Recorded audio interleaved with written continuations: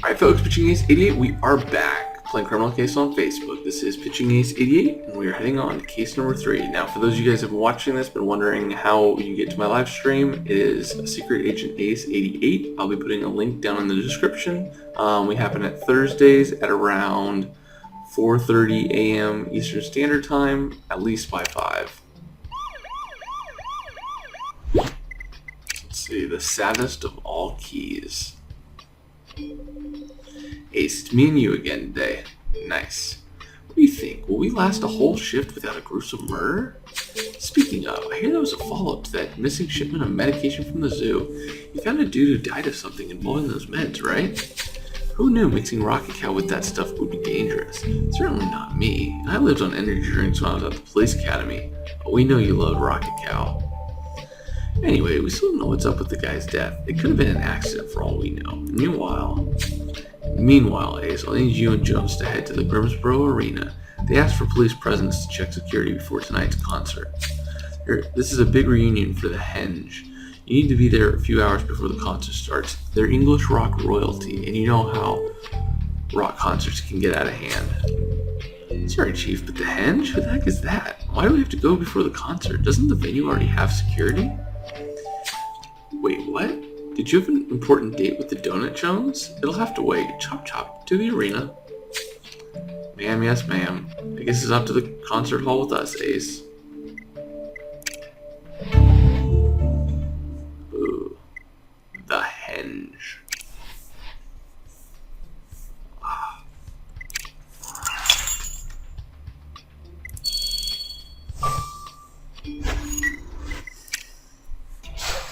Case was released like half an hour ago, so okay. I might wake up a little bit earlier than 15, half an hour earlier. Yikes.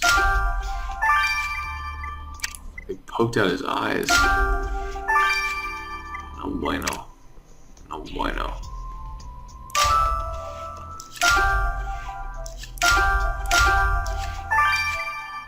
Nice.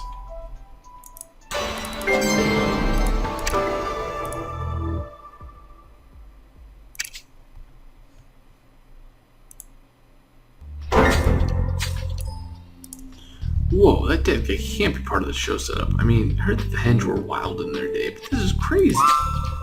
He's bleeding from every hole in his head. Who could do that to a person? And who is this anyway? Is he part of the concert preparation crew? There's nothing to identify him. Maybe the owner of this badge would know, but I can't read the name. Any chance you can decipher it, Ace? You could call. There could be a great clue in that gear crate. Let's have a look. Interesting. Start this off. Let's do this actually.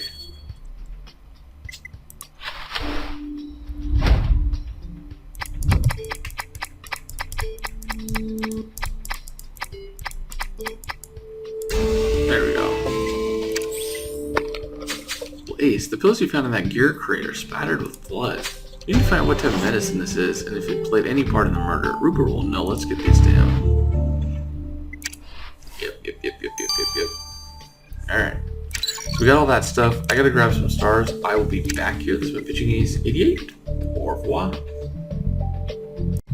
Alright folks, Pitching Ace 88, we are back. The Criminal Case on Facebook. Let's head on and finish some of this stuff off. Ace, thank goodness you're here. Now Rupert can tell you about 50 types of Earl Grey. I'm out of here. Oh, but a thorough knowledge of Earl Grey tea is essential for everyone, Amir. Someday you might see the bergamot trees in Calabria. I assure you that. Well, yeah, they're breathtaking, Rupert, I'm sure, but we have a small matter of murder to solve. So anything you can tell us about the pills Ace found would be appreciated. Well, quite the blood on the blister pack with the victims. Ah, so the killer must have dropped the pills on the crime scene. Yes, the pills were a powerful anti-anxiety medication, most frequently prescribed to lessen the sensation of claustrophobia in travelers. Claustrophobia? That's the fear of being in small enclosed spaces, right? Correct, Jones. Bravo! And the victim did not use this medicine, as I can tell from the blood I tested. It's the killer who's claustrophobic. Hey, the killer's claustrophobic, huh? Then I guess prison's gonna take their breath away. Amir?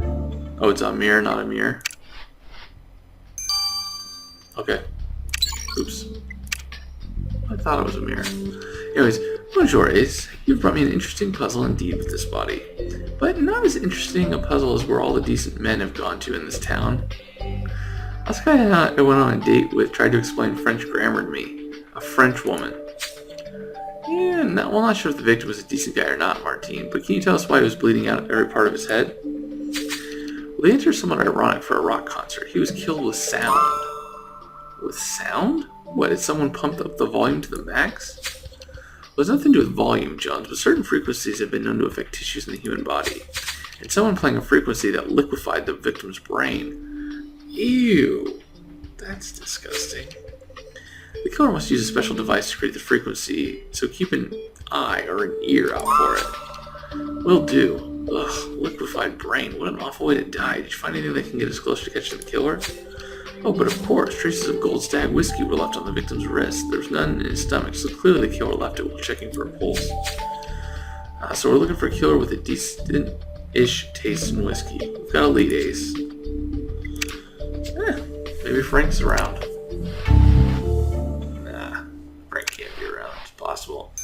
But that is a nasty way to die. Good job. Good job, pretty simple. That is a nasty, nasty way to die. Ugh. And I know with the first couple of cases, they've been a little, you know, the reasons for people dying is just not the best. But that's a bad way to die. Hey, so the badge belongs to a certain Kevin St. Kevin. Mr. Kevin St. Kevin left at the crime scene. He may have something. Let's go talk to him. Looks like a manager or something.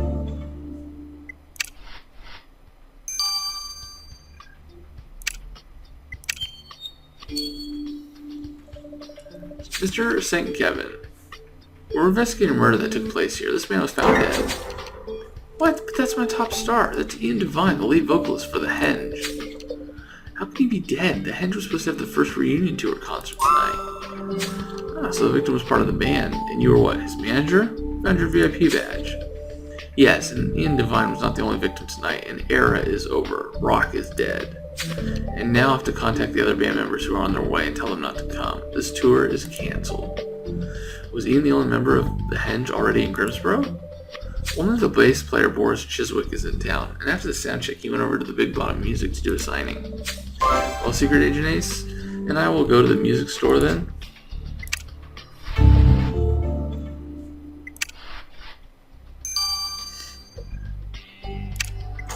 You know, every time I think of Gold Stag, I think of Frank.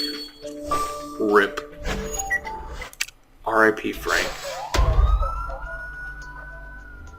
Again, thanks for the 26 viewers that have been here for like the whole time. It's pretty awesome.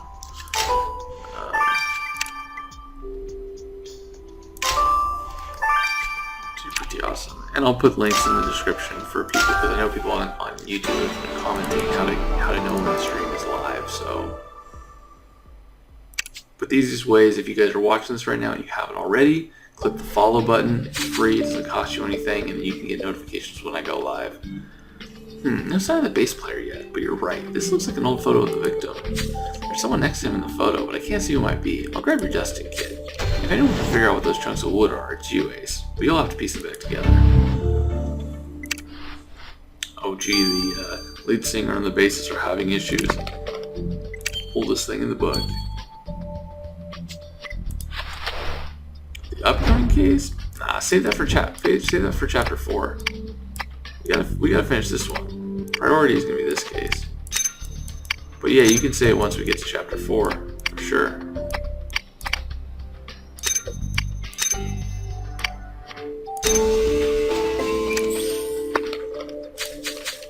Hey, that bass guitar has a name on it. Why is it familiar? Oh yeah, the victim's manager said that this Boris Chiswick is in the Henge. But why would this bass guitar be broken? Oh my gosh, what's that noise? Sounds like a bass guitar at full volume. Boris Chiswick must still be here in the store. Let's go find him.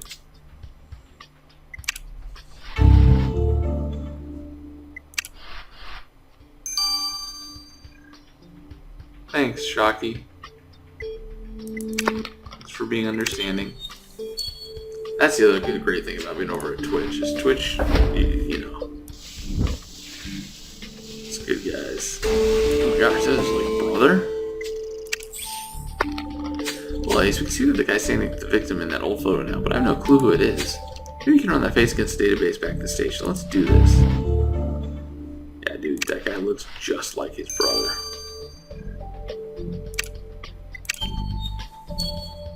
Yeah, don't say it. Don't say it until we get to the end. Thanks. Mr. Chiswick! Sorry, I couldn't hear you. My hearing isn't what it used to be. What do you want, officers?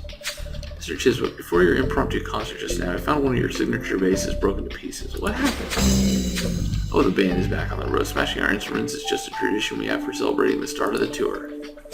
Well, one of your mates won't be going on tour anymore. Someone killed him. Ian Devine. Wait, what? Are my ears playing tricks on me again? You said Ian was murdered? Oh, this is awful. Why would I want to kill Ian? I'm sure you had some tiffs with him.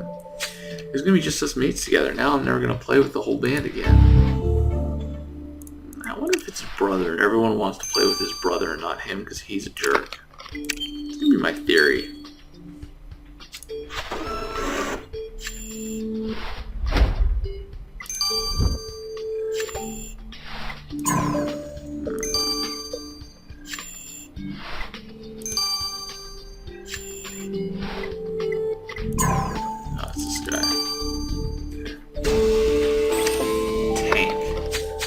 Well, it says that the mystery man in the photo with the victim is someone called Tank. That's the only name listed. This guy legally changed his name to Tank in 1979. It says he lives right here in Fairview. Well, if he was tight with the victim back in the day, we better go talk with Tank right away. Roadie. Is the victim Ian Devine, lead singer of The Henge. Mr. Tank? Yeah, it's just Tank, man, just Tank. Okie dokie, Tank. We found this old photo of you and Ian Devine. Oh yeah. I'm Ian's favorite roadie. I could always carry the band's gear like it was cotton candy, so Ian called me Tank. The name just kind of sort of stuck. I don't even remember my real name anymore. Any road. Thanks for the photo. It must have fallen out of my pocket. I'm gonna go find Ian and show it to him for the concert tonight. Wait, Tank, I'm not sure how to tell you this, but Ian was murdered. Wait, no, that can't be right. Ian's bloody indestructible. You gotta be kidding. Maybe my best mate in the world is gone? Yeah, we'll leave you to grieve in peace, Tank. Man alive, Ace. I never would have guessed that we end up investigating the murder of a bona fide English rock royalty. What a strange murder, too. I mean, someone decided to liquefy Ian Devine's brain with a very particular sound frequency. And Boris Chiswick's bass sound is like thunder, but we heard it at the music store and survived. Besides, he was happy to be on the road with Ian again. And the victim's favorite roadie, Tank, fell apart when he found out about the murder. And the victim's manager, Kevin St. Kevin, wants to hold a funeral for rock and roll, as we know it. Hey Ace, the news of Ian Devine's death has exploded on social media, and now some crazy person's outside the arena causing ruckus. She's claiming that Ian Devine isn't really dead. Dummy. Anyways, guys, I will see you guys in Chapter 2. It's been Pitching ACV. Over and out.